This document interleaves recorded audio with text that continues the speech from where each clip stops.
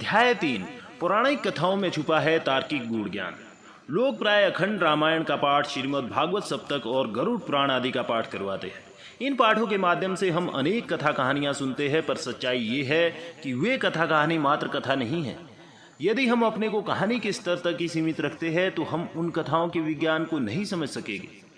इस तथ्य को और अधिक स्पष्ट करने की दृष्टि से श्रीमद् भागवत की एक कथा 7 गांठ का बांस और उसमें छिपा विज्ञान यहाँ प्रस्तुत है।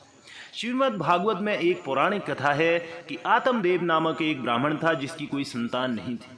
उसकी पत्नी धुंधुली अति सुंदर थी, लेकिन वो सोचती थी कि माँ बनने से उसका सौंदर्य नहीं रहेगा, इसलिए वो माँ नहीं बनना चाहती थी। एक दिन आतमदेव तालाब के किनारे उदास बैठा था। वहाँ एक सन्यासी से उसकी भेंट हुई।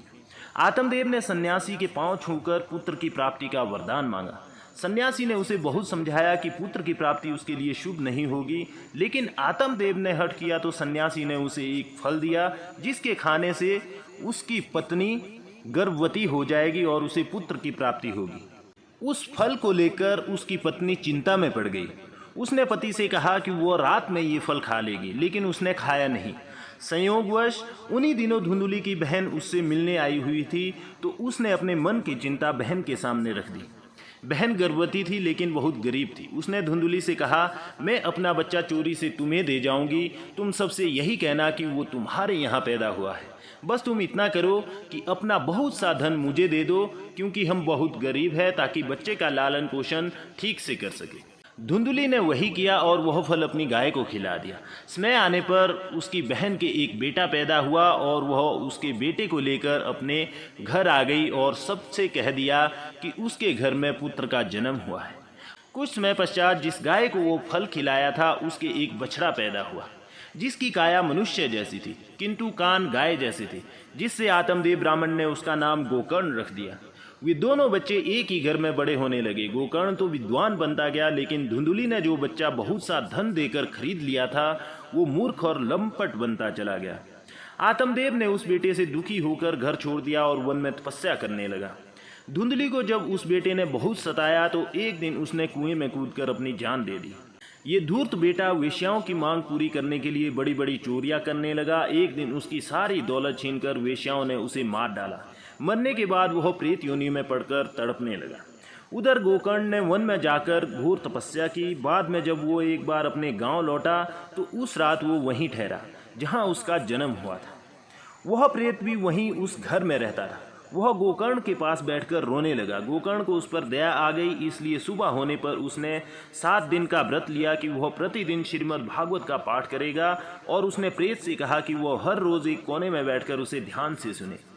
इससे उसकी मुक्ति हो जाएगी और वह प्रेत योनि से छूट जाएगा। गांव के लोग भी गोकर्ण के घर प्रतिदिन आते और कथा सुनते। वहीं घर के आंगन में एक बांस गड़ा हुआ था जिसकी 7 गांठें थी। प्रेत तो वायु रूप होता है, इसलिए वो बांस के एक छिद्र में से घुसकर बांस के अंदर बैठ जाता और प्रतिदिन गोकर्ण की व्याख्या सुनता। कथा समाप्त होने पर पहले दिन एक विचित्र घटना हुई जो सब गांव वालों ने भी देखी। प्रवचन समाप्त होते ही बांस की एक गांठ फट गई। दूसरे दिन दूसरी गांठ फट गई और इस तरह 7 दिनों में 7 गांठें फट गई। ये बात केवल गोकर्ण ही जानता था। 7वें दिन उसकी प्रेत योनि से मुक्ति हो गई। गाथा विज्ञान। इस कथा में छिपा जो गूढ़ ज्ञान है वो ये है कि इस कथा में बांस की 7 गांठें इंसान के अंदर चेतना की 7 अवस्थाएं हैं। ज्ञान प्राप्ति के साथ साथ अज्ञान की एक एक गांठ का खुलते जाना ही बांस की एक एक गांठ का फटते जाना है। हमारे भारतीय चिंतन में इन्हें महाचेतना की 7 धाराएं कहा गया है। इन्हीं को योग शास्त्र में मनुष्य के 7 शरीर कहा गया है। स्थूल शरीर, सूक्ष्म शरीर, अति सूक्ष्म शरीर, मनस शरीर, आत्मिक शरीर, ब्रह्म शरीर और निर्वाण शरीर।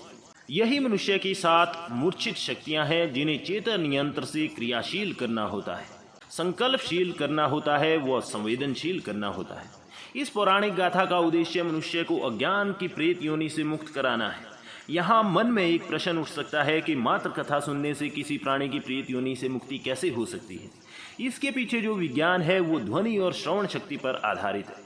संस्कृत मूल रूप में श्रवण भाषा ही थी, इसलिए इसे श्रुति कहा जाता है। इस भाषा के शुद्ध उच्चारण को केवल सुन लेने से ही प्राणी पर आंतरिक प्रभाव पड़ता है। बस इसी विज्ञान के आधार पर उस दुष्ट प्रेत आत्मा ने मुक्ति पाई। इन 7 परतों वाली चेतना को सप्तवाणी कहते हैं। यदि हम इस चिंतन की गहराई में और उतर जाए तो देख सकते हैं कि हमारा प्राचीन चिंतन एक एक चेतना की 7 परतें मानता है, जिसे एक सप्तक कहा जाता है, और यह सप्तक अपनी 7 परतों के लिए 49 तत्व बनता है, जिनका 50वां तत्व महाचेतना है। उसे जोड़कर पूरे ब्रह्मांड को 50 तत्वीय ब्रह्मांड का नाम दिया गया है। इस प्रकार यह 7 गांठ वाले बांस की कथा अपने में पूरे ब्रह्मांड के विज्ञान को समाये हुए है। पुराण में एक और कहानी कही जाती है कि शुंभ और निशुंभ 2 भाई थे जो मृत्यु पर विजय पाना चाहते थे। उन्होंने देवताओं की आराधना की। देवताओं ने उन्हें वर मांगने के लिए कहा। उन्होंने वर मांगा कि वे मृत्यु को प्राप्त ना हो। तब देवताओं ने कहा, आत्मा कभी मरती नहीं, इसलिए ये वरदान तो आपको मिल चुका है। किंतु ऐसा कोई वरदान देना देवताओं के वश में नहीं था। यह जानने के पश्चात शुंभ और निशुंभ ने देवताओं से कहा, फिर हमें ये वरदान दीजिए कि किसी पुरुष शक्ति के हाथ से हमारी मृत्यु ना हो, वो चाहे मनुष्य हो, देवता हो, राक्षस हो या पशु पक्षी हो। उन्हें ये वरदान मिल गया। इसके पश्चात उन्होंने पृथ्वीवासियों पर इतने अत्याचार किए कि समाज की व्यवस्था ही चरमरा गई। यह देख देवताओं ने सत्री शक्ति को अर्थात माँ के रूप में दुर्गा को जागृत यानी अवतरित किया, जिनके हाथों शुंभ और निशुंभ का अंत संभव हो सका। भारतीय चिंतन के अनुसार ईश्वर अर्धनारीश्वर है। उसका आधा भाग पुरुष होता है और आधा नारी। आधुनिक विज्ञान के अनुसार भी मनुष्य के मस्तिष्क का बायां भाग पुरुष और दाहिना भाग नारी शक्ति की ओर संकेत करता है। इन दोनों को जागृत और संतुलित करके देवताओं ने समाज को व्यवस्थित किया। यही इस कथा का गूढ़ रहस्य है।